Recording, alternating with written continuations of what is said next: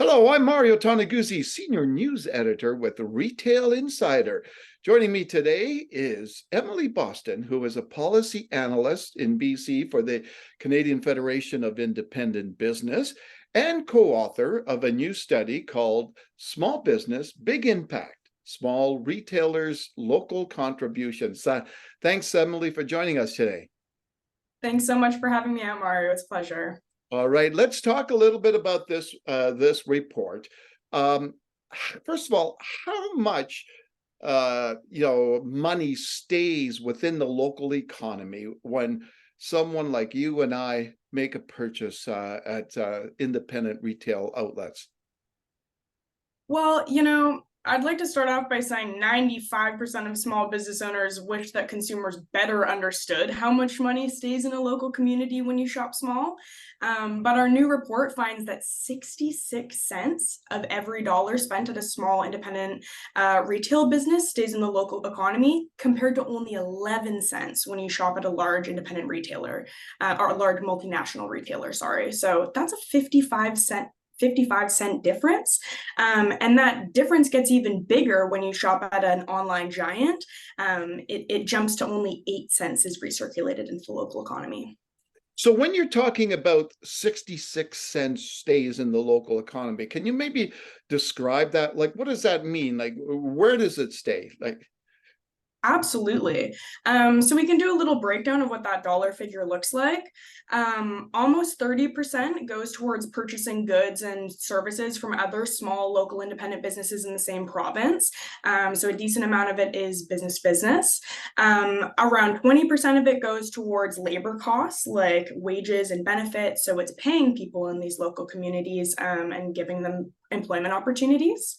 Only 6% goes to the actual business owner's personal compensation, which is startling when you consider that 3% the average business owner gives back in charitable donations. So they're giving back almost half of what they're paying themselves, which really goes to show just how much small businesses value supporting their local communities. Okay, so maybe you could explain this to me because I'm not a mathematician and not an economist. But okay, so the other 34 cents, where does that go? So it's a breakdown between about 13% goes towards taxes, all levels of government. So that's not even included, for example, like municipal taxes. That's not even actually included in what's being recirculated in the community in this study. And the extra around 25% goes towards everything else. So anything that doesn't fall within one of those 5 categories that we searched for. So that's just other overhead costs. Okay, then. So, when we're looking at the reasons why, people decide where they want to buy, like, is price always number one? So we did find that price is the top thing that consumers are looking for when they're shopping. But something that we address in the report is that there's big misconceptions surrounding price in small businesses. We do want to emphasize that, a lot of the time people's first impulse is to go to a large multinational retailer like Walmart or like Amazon, thinking that they'll find lower prices. But the reality is that small businesses often offer competitive pricing. And so we're encouraging consumers to challenge these conceptions and look to shop small first. But outside of price, there are, many other things that consumers consider, including product quality, which of course small businesses not only are able to provide superior products, but superior service. And this lends itself to about a little over 40% of consumers value seeing a product in person before they buy it. So that brick and mortar shopping experience. But we should highlight that almost 30% of people do say that supporting their local community is one of their top considerations when they're shopping. All right. Now, when I looked at the numbers there, I think it said 9 in 10 spend more at big businesses than independent retail. Is that that kind of tells you they shop by their wallets, right? And the prices.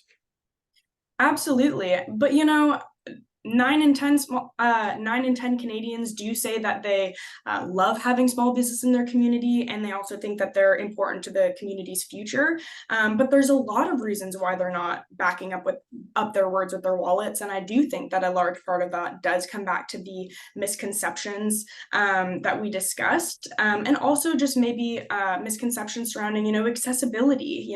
Things like, can I order this online? A lot of the time, people will go to websites that they're familiar with, when the reality is that many, more than half of small businesses have online shopping and websites as well.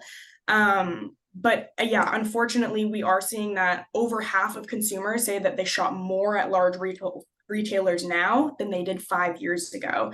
And a lot of that could have to do with pandemic relating shifts in consumer spending habits. All right. Now, the report lists a number of recommendations for different groups. So let me just go by each group first, sort of the key recommendations. So key recommendations the report makes for consumers are? So first, we're encouraging consumers to shop local first. So like we said, instead of fight that impulse to say, let's go for what we think is easy or what's, at top of mind, when there's so many other fantastic options out there to choose from. We're also encouraging consumers to connect with their local community. A great way to do that is participate in buy local events, such as CFIB's Small Business Everyday campaign. That's also a Small Business Month right now, October. So taking part in initiatives like this to show some love for your favorite local businesses. And then, I was going to jump the gun to you. I jumped the gun and get to the next recommendations for government. Okay, go ahead. Eager. Government does have a big role to play in making this playing field easier for small businesses. And part of that is educating the public about just how vital it is to support small businesses, not just for our provincial and national economy, but also at the local level, so that people really are aware of that 66 cents difference, and recognize that they themselves receive value and benefit when they shop and support somebody's dream. But unfortunately, we also would like the government to take a stronger stance on leveling the playing field with big businesses. Of course, they just have far greater resources to be able to navigate things like red tape and costs that small businesses just don't have the capacity to absorb. Yeah, exactly. And what about recommendations for those businesses themselves? So we definitely would recommend that they participate in shop local campaigns as well, and continue to be, pillars of their local communities. And a lot of these things businesses already do, but we say, collaborate with other local businesses, joining business networks like BIAs, or participating in local events is a great way to get your name out there. Yeah. As we talked about earlier, a lot of small businesses already have an online presence, but there's lots of steps they can make to either set up a website or make it more accessible for the average consumer. And there are, many tools that they can use to further their online presence, so that they're able to draw more customers and be more competitive with big businesses. And then we're also, they provide exceptional consumer experiences. When you go to shop at a small business, they know everything inside and out. This is their life, this is their passion. And so being able to encourage customers to come into store, whether that's, through things like exclusive discounts or referral programs, that's where you're going to have people come in and say, you know what, I want to come back.